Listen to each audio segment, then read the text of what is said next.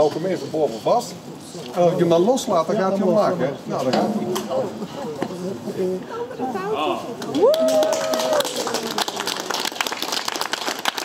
Afgelopen vrijdag werd er een fraai gerestaureerd mozaïek onthuld aan de gevel van Sint-Janstraat 2 in Roermond.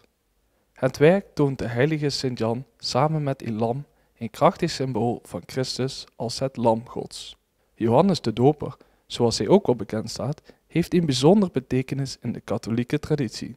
Hij is voorloper van Jezus en de patroonheilige van ambachten zoals architecten, metselaars, timmerlieden, leerlooiers, kleermakers en wijnbrouwers.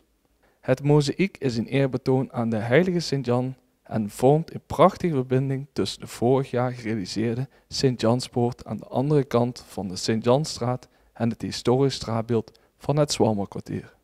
Met de onthulling van dit werk heeft de stad niet alleen een kunstwerk teruggekregen, maar ook een heel belangrijk stukje geschiedenis opnieuw zichtbaar gemaakt. Deze uitzending is mede mogelijk gemaakt door Linsen Veiligheid.